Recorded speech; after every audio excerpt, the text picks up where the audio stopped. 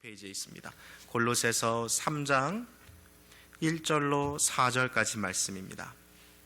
하나님의 말씀 우리 한 절씩 교독하실 때에 제가 먼저 1절 받들어 읽겠습니다. 그러므로 너희가 그리스도와 함께 다시 살리심을 받았으면 위의 것을 찾으라. 거기는 그리스도께서 하나님 우편에 앉아 계시느니라. 이는 너희가 죽었고 너희 생명이 그리스도와 함께 하나님 안에 감추었음이니라. 우리 생명이신 그리스도께서 나타내실 그때에 너희도 그와 함께 영광 중에 나타나리라. 아멘. 반갑습니다. 잘 오셨습니다. 우리 지난주에는 저희가 주차장에서 드라이브인 예배로 이렇게 차에서 드려서 서로 볼 수가 없었던 것 같아요. 보기가 좀 어려웠던 것 같은데요. 오늘 또 이렇게 마주 앉아서 더 가까이서 볼 수 있으니까 더 반가운 것 같습니다. 우리 전후좌우 계신 분들 보시면서 반갑습니다. 잘 오셨습니다. 우리 한번 좀 같이 인사하시겠습니다. 네.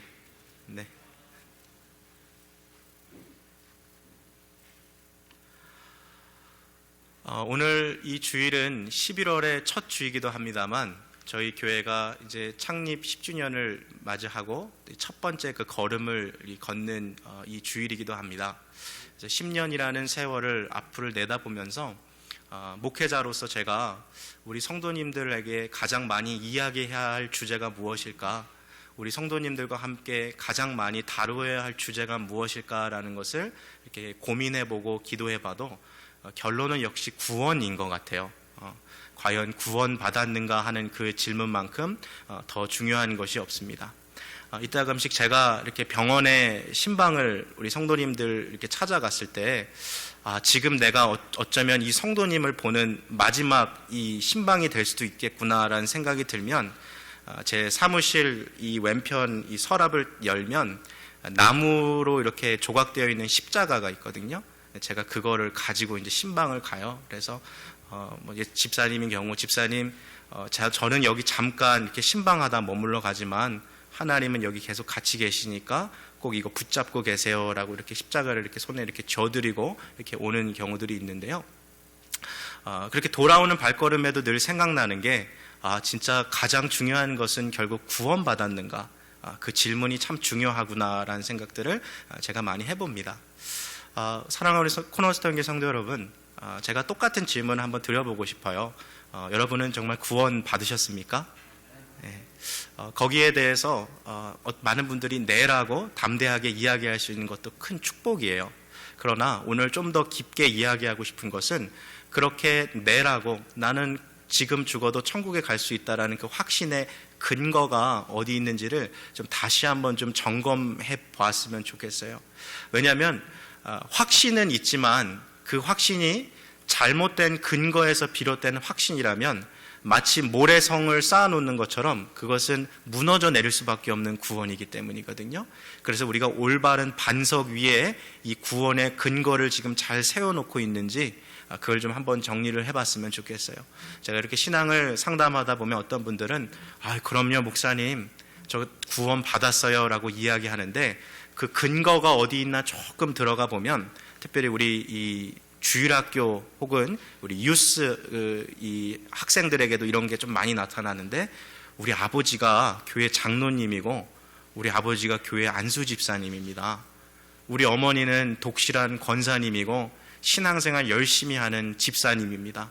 나도 우리 엄마 뱃속에서부터 교회를 나온 모태 신앙이고 지금 주일 예배도 나는 웬만하면 안 빠지고 여행 갔다가도 주일 되면 돌아올 정도로 이렇게 성수지를 지키고 11조도 꼬박꼬박하고 봉사활동도 열심히 하는데 저는 당연히 구원받았죠 라고 이렇게 생각하는 사람들이 의외로 많이 있어요. 그렇지만 그러한 신앙생활의 그런 모습들이 결코 우리가 구원받았다라는 것을 이야기해주는 근거가 될 수는 없겠죠. 만약 그런 근거 위에 내가 구원받았다라고 확신한다고 이야기한다면 그것은 모래성을 지금 쌓고 있는 것 같아요. 또 어떤 분들은 복음을 교육받을 때에 목사님이든지 전도사님이든지 아니면 다른 그 영적인 인도자가 예를 들면 사형리 같은 걸로 이렇게 복음을 전할 때 첫 번째 원리, 두 번째 원리, 세 번째 원리, 네 번째 원리를 끝나면 이제 따라서 영접 기도문을 외우는 그 시간이 있거든요.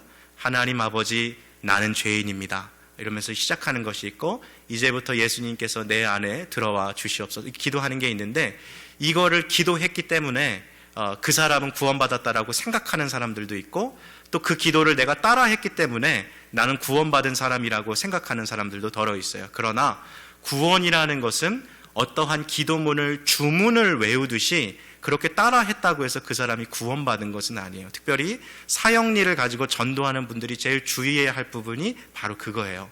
이 사람이 날 따라서 영접기도를 다 읽었네, 이제 당신은 그리스도인입니다 라고 생각한다면 큰 착각이고 큰 오해를 불러일으킬 수 있다는 것이죠. 또 어떤 분들은 신앙생활 참 열심히 하는 분들 가운데 특별히 이런 게 발견되는데, 교회에서 제공하는 많은 성경 프로그램, 혹은 교회 밖에서 세미나나 아니면 성경 공부 어떤 단체 모임 같은 데 가서 열심히 한 분들, 혹은 유명한 목사님 밑에서 제자 훈련을 받은 분들을 이렇게 얘기해보면, 나는 그 목사님 밑에서 훈련 받았어 라는 어떤 프라이드가 있으면서 그것이 자신의 신앙의 어떤 정체성, 심지어 구원의 어떤 근거까지 들어가는 그런 반석으로 세우는 경우들도 있는데요. 여러분, 아무리 유명하고 잘난 목사님들 밑에서 세례 증서를 받았다 하더라도 그 어떤 프로그램을 수료했다라는 것이 그 사람이 구원받았다라는 어떤 근거가 될 수 없는 것이죠. 지금도 많은 교회에서 전도폭발 훈련이라는 것들을 하는데요. 아마 이 중에도 전도폭발 훈련 받으신 분들도 있을 거예요.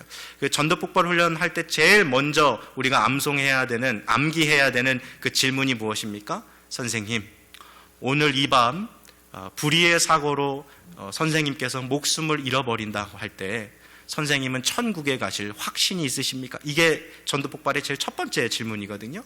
이 질문에 대해서 그럼요, 나는 지금 죽어도 천국에 갈 확신이 있습니다 라고 말한다고 해서 그럼 됐습니다 하고 끝나는 것이 아니라, 정말 그 사람이 천국에 갈 수 있다라고 믿는 그 근거가 성경적인 근거인지, 정말 성경에서 말하고 있는 그 하나님의 약속에 대한 근거로서의 그 구원의 확신을 갖고 있는 건지, 확신은 갖고 있는데 비성경적인 하나님과 전혀 상관없는 개인의 신념으로서의 확신은 아닌지 우리가 다시 한번 점검해 봐야 된다는 것이죠.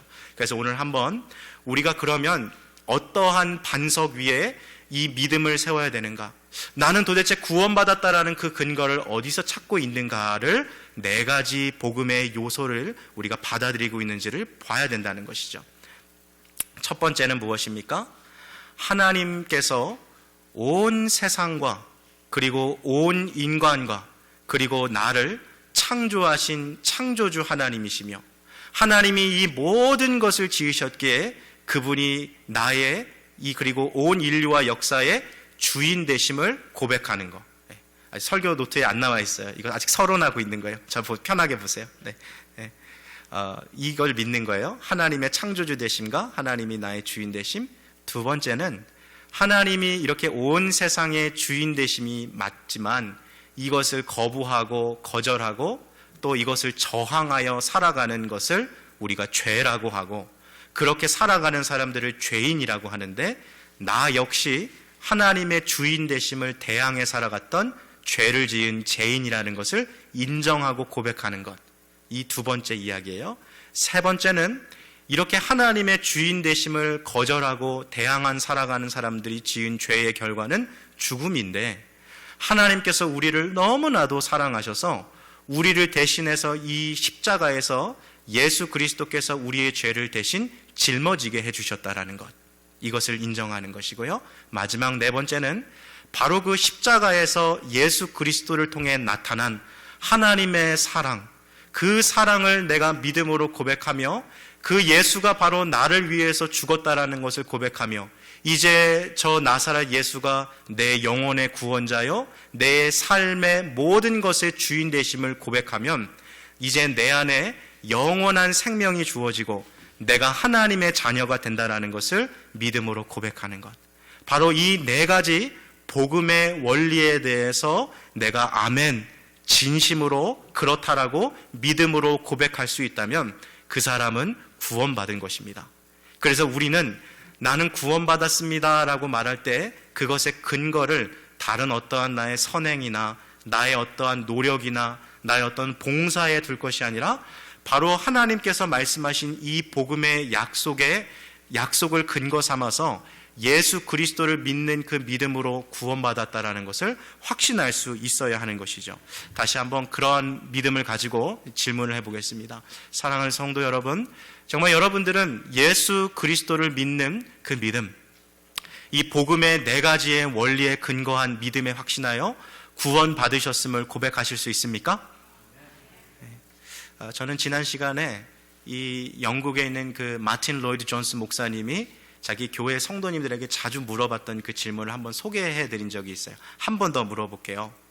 여러분은 이제 그리스도인이라고 말할 준비가 되어 있습니까? 영어로 한번 물어보면 Now are you ready to say that you are a Christian? 이거 물어보는 거예요. 목사님, 제가 아직 그리스도인이라고 말하기에는 좀 부족한데요. 목사님, 제가 아직 그리스도인이라고 말하기에는 좀 부끄러워요. 제가 제 삶을 보니까 아직은 좀 더 기다려 봐야지 제가 그리스도인이 될 수 있을 것 같아요 라고 지금 이 질문에 반응한다면 그것은 잘못된 것이라는 거예요. 왜 그렇습니까? 내가 그리스도 되는 것은 나의 선함에 의해서 결정되는 것이 아니라 이미 나의 죄를 용서해 주신 십자가에서 내 모든 죄를 짊어지시고 돌아가신 예수 그리스도를 믿는 그 믿음의 고백, 바로 그거 하나에 결정되어 있다라는 것입니다. 내가 충분히 선해야지만 구원받을 수 있다라는 것, 내가 충분한 자격을 갖춘 사람이 돼야만 그리스도인이 될 수 있다라고 생각하는 것은 겉으로 볼 때는 굉장히 겸손해 보이지만 사실 그것은 악마의 거짓말이며 하나님의 은혜를 부인하는 것이라는 거예요. 다시 한번 강조하는데요, 우리 가운데요, 구원을 받기에 충분히 선한 사람은 단 한 사람도 없습니다. 인류 역사상 구원받기에 충분히 선한 사람은 이제까지 단 한 사람도 없어요. 근데 이 세상에 있는 모든 종교를 한번 살펴보세요. 힌두교, 불교, 이슬람교, 모든 종교의 핵심 교리는 뭐냐면 내가 충분히 착해야지만, 내가 충분한 어떠한 good work, 좋은 일을 해야지만 내가 구원받는다 하는 것이 이 세상 모든 종교의 원리고 핵심 교리거든요. 그런데 기독교는 달라요. 기독교의 핵심은 내가 충분히 선해야 구원받는다가 아니라 기독교의 핵심은 오직 주님만이 충분히 선하시며 그 선하신 주님 안에서 그 주님을 믿는 믿음으로 나는 구원받는다. 이게 바로 기독교와 모든 세상의 종교의 차이인 것이죠. 다시 한번 질문해 볼까요? 사랑하는 우리 코너스톤 교성도 여러분, 여러분은 구원받으셨습니까? 그 근거를 어디서 찾고 계십니까? 우리 안에서 그 근거를 찾으려 하지 마십시오. 나의 어떤 충분함, 선함, 나의 충분한 어떠한 증거를 찾으려 하지 마십시오. 인간의 선한 행위, 열심과 노력으로 구원을 얻는 것이 아니라 오직 예수 그리스도를 죄로부터 나를 구원하신 그 구원자여 내 모든 것이 되시는 주님이라는 진실한 믿음의 고백이 우리로 하여금 구원에 이르게 하는 것입니다. 이것이 바로 하나님이 우리에게 주신 복된 소식, The Gospel, Good News, 복음인 것입니다. 이처럼 우리가 예수 그리스도를 믿는 믿음 하나만으로 구원을 얻었습니다만 복음을 받아들이는 이 믿음이 참된 믿음이라면 이 믿음은 믿음만 남는 믿음이 아니라 반드시 선행으로 이어지는 믿음으로 역사됩니다. 다시 말하면 정말 내가 예수 그리스도를 진실히 믿는다면 나의 그 믿음은 나의 삶에 변화를 일으킬 수 있는 믿음이 된다라는 것입니다. 그래서 예수 그리스도를 나의 구원자로, 나의 삶의 주인으로 진실하게 고백하는 사람들의 삶 가운데는 고백만 남아있는 것이 아니라 그 사람의 삶의 실질적인 변화, 나도 느낄 수 있는 변화요, 내 주변에 있는 내 가족들도, 내 친구들도, 내 이웃들도 나를 보고 야, 너 예수 믿더니 진짜 사람이 변했다, 너 이전에 알던 그 사람이 아니다라고 느낄 수 있을 정도로, 보고 확신할 수 있을 정도로 삶의 변화가 일어난다는 거예요. 때로는 그것이 장맛비에 옷 젖듯이 확 한순간에 변화되는 사람도 있는가 하면 이슬비에 가랑비에 옷 젖듯이 조금씩 변해가는 사람도 있어요. 속도는 다를지 모르지만 변화의 증거는 분명히 나타나는 것이죠. 제가 지금 이 골로새서에 대한 설교를 좀 더 이어가기 전에 오늘 이 말씀을 보기 전에 한 가지 좀 성경을 바라보는 하나의 관점을 좀 우리 성도님들에게 같이 이야기하고 오늘 말씀을 좀 더 봤으면 좋겠는데요. 성경은요, 그래서 구원받기 위해서 예수님을 믿어야 한다라는 그 이야기로만 끝나지 않아요. 예수를 믿었으면 이제 어떻게 살아가야 하는가에 대한 이야기까지 늘 나아가는 것이 성경의 이야기인 거죠. 근데 이게 순서가 잘못되면 안 돼요. 구원받았기 때문에 하나님의 자녀가 되었고 하나님의 백성이 되었기 때문에 이제 하나님께 감사하는 은혜의 마음으로 그렇게 하나님의 뜻대로 살아가는 것이지, 하나님의 뜻대로 살아가야지만 하나님의 백성이 되는 것은 아니에요. 그 순서를 우리가 헷갈리면 안 돼요. 그래서 성경은요, 늘 처음 부분에, 모든 성경이 그런 것은, 성경의 책들이 그런 것은 아닙니다만, 특별히 오늘 저와 함께 살펴보실 바울 서신, 바울이 신약 성경에 쓴 편지들을 보면 이러한 공통점이 하나 나타나는데, 바울의 서신서는 크게 두 부분으로 나눠집니다. 첫 번째는 하나님이 우리를 위해 무슨 일을 하셨는가에 대해서 쭉 설명하다가 이제 어느 정도 설명을 충분히 했으면 이제 이 하나님의 사랑을 받아들인 사람들이 어떻게 살아가야 하는가. 자, 두 부분으로 나눠지는 거예요. 하나님이 우리를 위해서 어떤 일을 하셨는가. 그리고 두 번째 파트는요, 이 사랑을 받은 사람들은 어떻게 살아가야 하는가가 파트 1, 파트 2로 나눠지는 거죠. 자, 그러면 바울 서신을 보고 있는 우리들은 파트 1이 어디까지이고 파트 2가 언제부터 시작되는가, 이것을 찾기가 힘들어 보이지만 의외로 그것을 간단하게 찾을 수 있는 방법이 있어요. 우리가 책을 볼 때요, 접속사를 보면 이 책이 지금 어떠한 내용으로 변화되는지 볼 수가 있죠.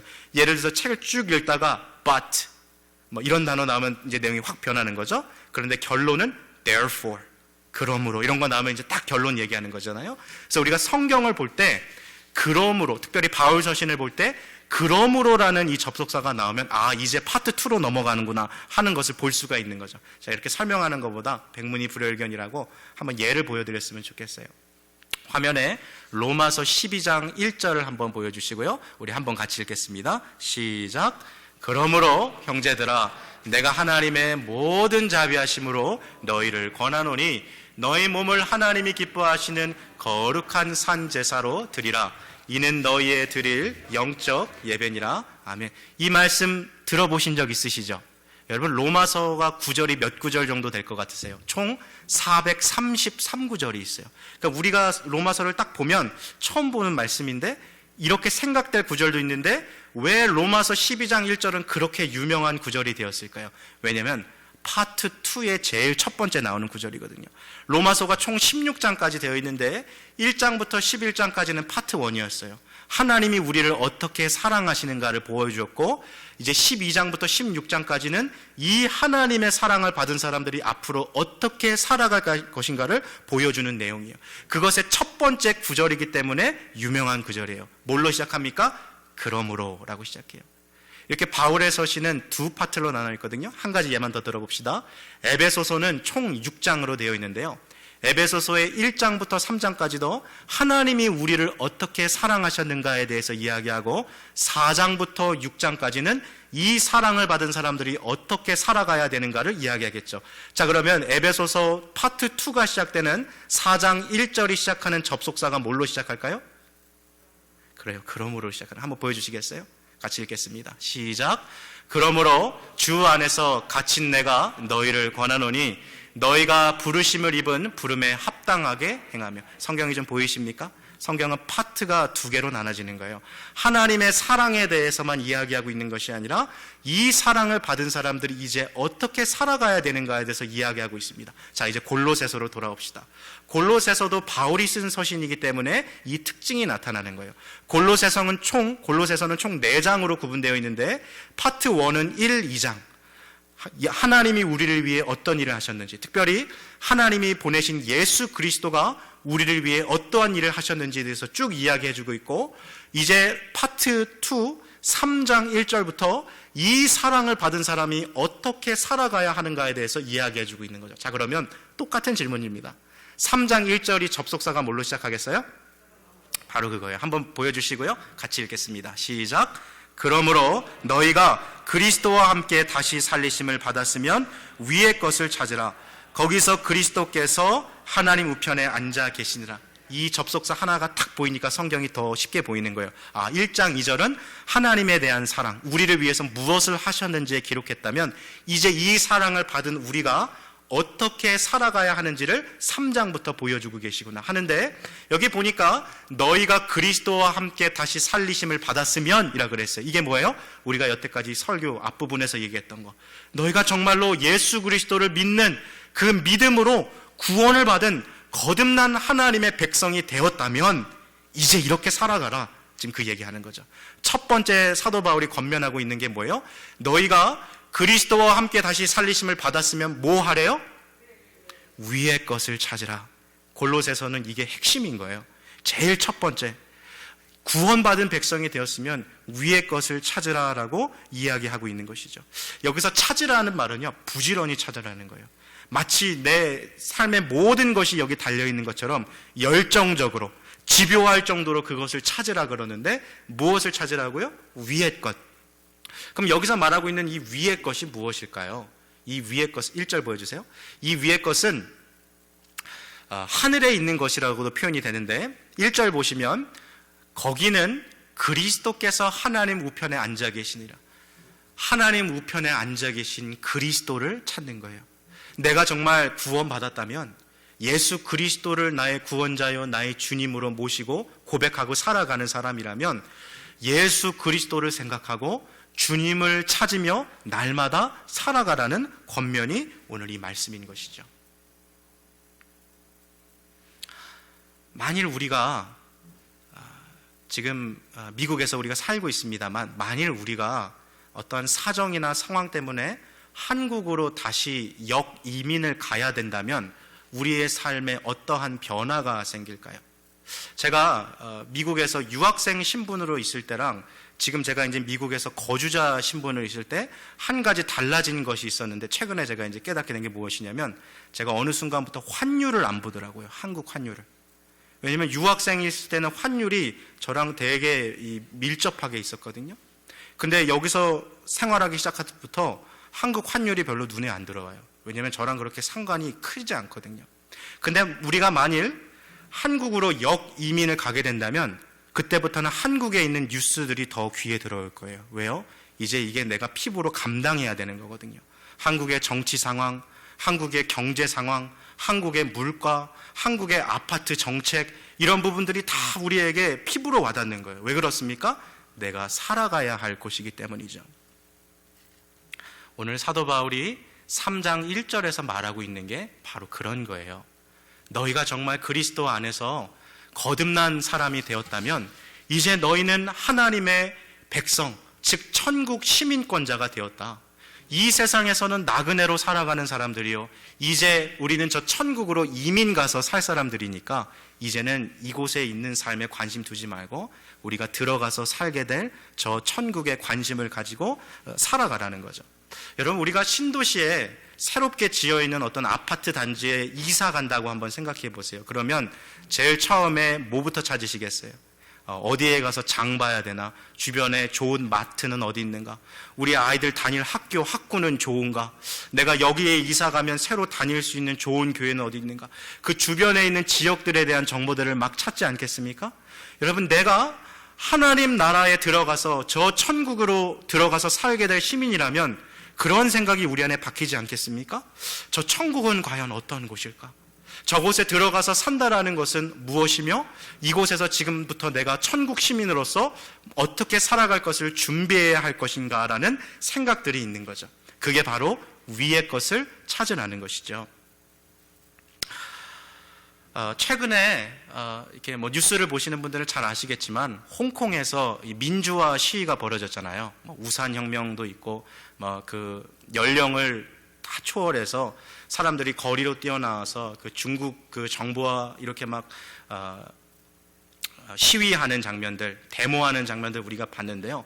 많은 사람들이 사실 죽었어요. 많은 사람들이 피 흘렸고 많은 사람들이 지금도 붙잡혀 가거든요. 그런데 의외로 아직도 많은 사람들이 이것에 관심 갖지 않아요. 왜요? 내일이 아니거든요. 내 나라 일이 아니거든요. 근데 한번 이렇게 생각해 보세요. 내가 홍콩에 집이 있었다면, 내가 홍콩 사람이었다면 어땠을까요? 완전히 전혀 다른 이야기가 되는 거죠. 여러분, 최근 지금 태국에서 왕실을 개혁하자고 해서 지금 대규모로 시위가 벌어지고 있는 거 아시죠? 학생들도 막 그 교복 입고 다 거리로 뛰어나와가지고 손가락 이렇게 하면서 하는 거 보셨어요? 혹시 뉴스에서? 지금 그 정부의 모든 기능이 마비될 것 정도거든요. 엄청난 사건이에요. 근데 의외로 많은 사람들이 이거에 대해서 관심 갖고 있지 않아요. 왜 그러죠? 내 나라 이야기가 아니거든요. 그런데 만일 우리가 태국에서 태어난 시민권자라고 한번 생각해 봅시다. 그때부터는요, 장소가 내가 미국에 있든 어디든 간에 그 사건과 신문에 있는 기사들이 다 들어오게 되는 거예요. 여러분, 이게 바로 그 나라에 내가 속해 있다라는 것이에요. 우리가 그리스도와 함께 다시 살리심을 받았으면, 내가 천국 시민권자가 되었고, 내가 천국 백성으로 살아갈 사람이라는 것을 깨달았다면, 이제부터는 위의 것을 찾으라는 거예요. 천국 백성으로 살아갈 것을 준비하라는 거죠. 만일 우리가 저 북쪽에 있는 캐나다의 토론토나 이런 도시에 가서 살게 된다면, 혹은 저 멀리 바다 건너에 저 호주에 있는 시드니나 멜버른 이런 도시 가서 살아간다면 평생 한 번도 찾아보지 않는 그 나라의 계절, 그 나라의 기후, 그 나라의 날씨, 그 나라의 어떠한 경제적인 상황들, 이런 거 자세히 다 알아보지 않겠습니까? 이게 뭐예요? 내가 살게 될 곳에 대한 관심과 그 모든 이 인터레스트가 글로 다 향하게 되는 거죠. 사도 바울이 지금 그거 말하는 거예요. 여러분이 정말로 구원받은 하나님의 백성이고, 여러분이 진실로 천국을 향해 나아가는 하나님의 백성이라면 그 천국 시민권자답게 천국 백성으로서 살아갈 준비를 이 땅에서 하십시오라는 그 얘기를 해주고 있는 거죠. 자, 이 이야기가 2절에서 좀 더 펼쳐지는데요. 2절 한번 같이 읽겠습니다. 시작. 위의 것을 생각하고 땅의 것을 생각지 말아라. 사실 지금 오늘 이 본문을 이 편지를 받아본 골로새 교회 성도들은요, 상황이 그렇게 여의치 않았어요. 지금 교회 안으로는요, 예수 그리스도는 피조물이다, 예수 그리스도는 하나님이 아니야, 이렇게 공격하는 이단들이 막 이 구름대처럼 들어오고 있고요, 우리가 지난번에 봤던 것처럼 할례를 받아야지만 구원을 받는다는 거짓 교사들이 벌떼처럼 막 들어오고 있어요. 그러니까 교회가 너무 혼란스럽고 이 영혼의 구원이 막 흔들리는 사람들이 많았거든요. 게다가 얼마 전에 이 골로새 이 지역에 지진이 막 났어요. 엄청난 지진으로 인해서 사람들이 지금 경제적으로 너무 어려운 상황을 지금 맞이하고 있는 거죠. 영적으로도 공격이 많고요, 지금 경제적으로도 너무 살기가 피폐해진 이 암울한 현실에 놓여있는 성도들을 향하여서 사도 바울이 지금 말하고 있는 거예요. 골로새 교회 성도 여러분, 우리 위의 것을 생각합시다. 땅의 것 바라보지 마시고 위의 것 바라보고 살아가시기 바랍니다. 이 이야기를 지금 해주고 있는 거죠. 어쩌면 지금 코로나19로 인해서 우리의 상황이 골로새 교회 성도들하고 비슷한 것 같아요. 너무나도 영적으로도 지쳐있고 힘들고 어렵고 경제적으로도 이렇게 힘들고 어려운 순간들이 또 있을까 싶을 정도로 사람들의 삶의 위기와 또 이 고난과 고통과 환난이 찾아왔거든요. 이때 하나님의 이 말씀을 기억하십시오. 위의 것을 생각하라. 우리 믿음의 선배님들이 자주 부르셨던 그 복음 성가 중에 괴로울 때 주를 보라라는 그 복음 성가 혹시 아세요? 괴로울 때 주님의 얼굴 보라, 평화의 주님 바라보아라. 세상에서 시달린 친구들아, 위로의 주님 바라보아라. 눈을 들어 주를 보라, 내 모든 염려 주께 맡겨라. 슬플 때에 주님의 얼굴 보라, 사랑의 주님 안식 주리라. 바로 이 원리였어요. 힘들고 어려울수록 하늘 보는 거예요.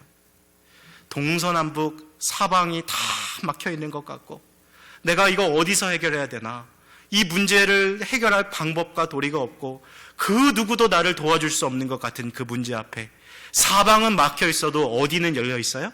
하늘은 여전히 열려 있는 거예요. 여러분, 땅의 것 생각하지 마시고 하늘 바라보시고 우리 주님 바라보시고 살아갈 수 있는 저 여러분들 되시기를 주님의 이름으로 축복합니다. 자, 그럼 이제 사도 바울이 더 이어서 이 얘기를 하는 거예요. 그렇다면 우리가 왜 이렇게 위의 것을 바라보고 살아가야 하는가? 그 이야기에 대해서 3절과 4절로 이야기해주고 있는데요. 먼저 3절을 한번 봤으면 좋겠어요. 함께 같이 읽겠습니다. 시작. 이는 너희가 그리스도와 함께 하나님, 아멘. 오늘 3절 보니까 이렇게 얘기하네요. 너희가 죽었고, 너희는 이미 죽었고 너희의 생명이 그리스도와 함께 하나님 앞에 감추어졌느니라. 왜 우리는 땅의 것을 바라보지 않고 하늘에 있는 것, 그것을 바라보며 살아가야 합니까? 이미 이 세상에서 살아가던 옛사람은 죽었어요. 예수 그리스도께서 십자가에 달려 돌아가실 때 나의 죄된 옛 본성도 함께 죽은 거예요. 이제는 우리는 예수 그리스도를 위하여 살아가는 사람들이고 우리 안에 그 생명이 있기 때문에 주님을 위해 살아가는 것이죠. 우리 미국에서 자동차를 탈 때 우리 운전석이 어디 있습니까? 드라이버스 시트이 왼쪽에 있어요? 오른쪽에 있어요? 너무 어려운 문제 아니죠? 다시 한번요. 드라이버스 시트이 왼쪽에 있나요? 오른쪽에 있나요? 왼쪽에 있어요. 근데 운전할 때는 도로에서 오른쪽에서요? 왼쪽에서요? 오른쪽에서 운전하죠. 이 중앙선이 있을 때 오른쪽에서 운전하잖아요. 근데 영국으로 가면 이게 어떻게 되죠? 완전히 바뀌죠. 영국으로 가면 이 드라이버스 시트이 오른쪽에 있고 그리고 또 운전은 좌측 통행이에요. 이게 완전히 바뀌는 거죠. 그래서 미국에서 살던 사람들이나 우리 한국 사람들이 영국, 일본도 마찬가지입니다만 그런 나라 가서 처음에 운전할 때 이게 너무 힘들다는 거예요. 왜냐하면 도로 이 방향이 완전 바뀌어버리니까 헷갈려서 실제로 그런 것 때문에 사고 나는 경우들도 있거든요. 그런데 우리가 지금 미국에서 살고 있는데 어느 날 우리가 영국에 가서 살 일이 있다고 한번 생각해 봅시다. 그래서 영국에 딱 갔는데 내 일평생 내가 왼쪽에서 이 드라이버 시트 있는 차에서 샀고 난 늘 우측 통행을 이렇게 운전해 왔던 사람인데 이 영국 이 도로 시스템이 너무 마음에 안 드는 거예요. 야, 안 되겠다. 나는 이렇게 못해. 나는 여태까지 내가 살아왔던 대로 나는 우측 통행할 거야 하고 그 사람 운전하기 시작하면 어떻게 됩니까? 100% 사고 나는 거죠. 100% 죽음을 향해 달려가는 거예요. 지금 사도 바울이 이야기하고 있는 게 그 얘기인 거죠. 여러분은 이 세상에서 살아갈 사람들이 아니라 이미 우리는 하나님 나라에 속해서 살아갈 사람들이라는 거예요. 그러니까 이 세상의 원리대로 살아가지 말고 하나님 나라 원리대로 살아가십시오. 옛사람은 이미 죽었습니다. 우리는 이미 하나님 나라에 속해서 살아간 사람들입니다. 그러니까 옛날 습관대로 그렇게 운전하면서 살아가지 말고 내 죄악대로 살아가지 말고 하나님이 운전하라는 대로 그 방식대로 살아가십시오. 그게 첫 번째 그 이유였어요. 난 이미 죽었고 내 안에 예수 그리스도의 생명이 있기 때문에. 자, 두 번째, 오늘 마지막 9절인데요. 4절 한번 같이 읽겠습니다. 시작. 우리 생명이신 그리스도께서 나타나실 그때에 너희도 그와 함께 영광 중에 나타나리라. 왜 우리가 위의 것을 추구하며 살아가야 하는가 하면 우리 그리스도인들은 부활을 소망하며 살아가는 사람들이라 그래요. 만약에 이 세상이 전부고 죽어서 천국이 우리를 기다리지 않고 인간의 부활이 없다면 이 세상 사람들 살아가는 것처럼 돈 많이 모으고 몸 건강하게 오래오래 행복하고 살다가 죽으면 그게 최고의 복일 거예요. 그렇지만 우리는 죽음 이후에 또 다른 삶이 우리를 기다리고 있다는 것을 우리는 분명히 믿고 기다리고 있는 것이죠. 예수님께서 다시 이 세상에 오시는 그때에 우리가 영광의 몸을 입고 주님과 함께 부활할 것을 우리는 믿고 있는 것이죠. 그로 인해서 이 세상 사람들이 살아가는 그 모든 방향으로 물질을 더 쌓기 위해서 조금 더 오래오래 건강하게 살기 위해서 그렇게 살아가는데 우리의 모든 에너지를 쏟는 게 아니라 하나님이 원하시는 삶, 어떻게 하면 하나님을 더 잘 섬길까? 어떻게 하면 형제를 더 사랑할까? 어떻게 내가 가진 것을 더 나눠주고 베풀고 섬기며 살아갈까 하는 생각의 방향 전환이 일어날 수밖에 없는 것이죠. 지난 2016년도, 지금부터 한 4년 전 이야기인데요. 인도에서 워낙 이 부패된 이 돈들, 우리가 검은 돈이라 그러죠. 그런 검은 돈이 너무나도 이 인도 전국에 뻗어나가니까 인도의 그 당시에 총리였던 사람이 우리 화폐를 개혁합시다 그랬어요. 화폐 개혁이 뭔지 아시죠? 정부가 일정한 기간 동안 딱 그 데드라인을 정해놓고 옛날에 사용하던 돈을 은행에 가져오면 새로운 돈으로 바꿔주는 거예요. 그래서 이제 그 숨어있는 검은 돈들을 다 이제 정부가 찾아내는 그 역할을 한 거죠. 근데 일정한 기간 동안에 이 국권, 옛날 돈을 신권으로 바꿔가지 않으면 요 기간이 끝나면 국권은 이제 뭐 돼요? 사용 못하는 거예요. 이제 그냥 종이 조각 돼버리는 거죠. 인도가 2016년도에 이 화폐 개혁을 했어요. 그래서 국권을 은행에 가지고 오면 신권으로 다 바꿔줬는데 이제 정부에서 이제 정한 이 기간이 딱 끝나버렸어요. 이제는 은행에 국권 갖다 줘도 돈으로 취급 안 해줘요. 이제는 종이 조각이에요. 근데 문제는 여러분 인도가요 얼마나 이 크고 사람들이 다양하고 또 얼마나 가난한 사람들이 많은지요. TV가 없는 사람들도 지금도 많거든요. 그러니까 저 산골에 살고 있는 사람들은 이 소식을 아직도 못 들은 거예요. 그래서 나중에 이 국권에서 신권으로 바꾸는 이 기간이 다 끝났는데 사람들이 이거를 모르는 사람들이 너무나도 많다가 나중에 알게 됐을 때 어떠한 일들이 벌어졌냐면 인도의 한 도시에 이 국권을 종이 조각이 돼버렸던 이 돈을 가지고 사람들이 꾸깃꾸깃 뭉쳐가지고 강에다가 다 던져버리는 거예요. 쓸모가 없으니까. 근데 그 돈이 얼마나 됐냐면 우리 미국 돈으로 환산하면 60만 달러가 이 강에서 막 떠다니는 거죠. 근데 문제는 그 소식을 듣지 못했던 사람들이 아니 이게 웬 돈이냐 하고 물에 들어가가지고 그 돈을 막 찾으려고 하는데 그러다가 죽은 사람들이 나타나가지고 인도 이 신문에 이게 실린 거죠. 그거 아무것도 아니거든요. 그거 이제 종이 조각이거든요, 이제는. 근데 그거 붙잡으려고 물에 빠져서 그 헤엄치지도 못하고 익사한 사람들이 얼마나 많은가 하는 거예요.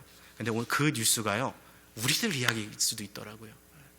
여러분, 이 세상은요, 이미 끝이 정해져 있어요. 아무리 열심히 살아가도 나중에 우리가 여기서 모으고 있는 건 다 썩어져서 없어질 거예요. 그 물에 던져서 그 종이 조각되는 쓰레기처럼 아무 쓸모 없는 것이라는 것이 성경의 얘기예요. 마지막에 이 죽음 이후의 삶을 위해서 살아가는 사람이 진짜 현명한 사람이죠. 그런데 이 세상에 그 국권 던지는 이 세상을 향하여서 저거 한번 잡아보겠다고 세상의 물에 뛰어들어가지고 그거 잡으려고 그렇게 물에 빠져서 허우덕거다가 그냥 인생을 마감하는 사람들이 여러분 얼마나 많습니까? 사도 바울은 우리에게 그러한 허망한 삶, 그러한 허무한 삶, 공허한 삶 살아가지 말고 위의 것을 바라보고 살아가라고 했어요. 목사님, 오늘 이 말씀 잘 알겠습니다. 그런데 그렇게 살아가면 너무 힘들 것 같아요. 그렇게 살아가면 세상하고는 너무 다를 것 같아요. 맞아요. 그게 바로 그리스도인의 삶이에요. 그게 바로 성경이 우리에게 가라고 하는 말씀입니다. 우리 아까 찬송가 253장에도 봤잖아요. 좁은 문이에요. 좁은 문. 구원으로 인도하는 문은 좁아서 찾는 이가 적습니다. 그러나 그 문 끝에 우리 주님께서 두 팔을 벌려 우리를 기다리고 계시기에 그 길을 향해 나아가는 거예요. 여러분, 이제 시카고 지역에도 겨울이 찾아옵니다. 지금 이제 낙엽이 다 지고 있는데요. 조금만 지나면 이제 길거리에 심어 있는 가로수들이 다 죽은 것처럼 보일 거예요. 그러나 이미 시카고에서 오래 살아왔던 우리들은 알고 있어요. 이 긴 겨울이 지나가면 또다시 봄이 오고 죽어있던 것처럼 보이는 저 나무들에서 새순이 돋아나고 또다시 꽃이 피고 아름다운 열매가 맺을 것을 우리는 알고 있습니다. 이 세상을 살아가는 우리 그리스도인들의 삶의 모습이 겨울을 살아가는 나무들과 같아요. 죽어있는 것처럼 보이지만 우리 주님 다시 오시는 그날 영적인 봄이 왔다는 소식이 전해지는 그때에 우리는 부활의 몸으로 다시 피어나며 주님과 함께 살아갈 것입니다. 여러분, 봄은 반드시 옵니다. 우리 그리스도 예수께서 반드시 오실 것입니다. 그날을 소망하며 이 세상에서 땅의 것을 바라보는 것이 아니라 하늘을 바라보며 예수 그리스도를 위해 살아갈 수 있는 저와 여러분들 되시기를 주님의 이름으로 축복합니다. 우리 지금 함께 같이 기도하시겠습니다.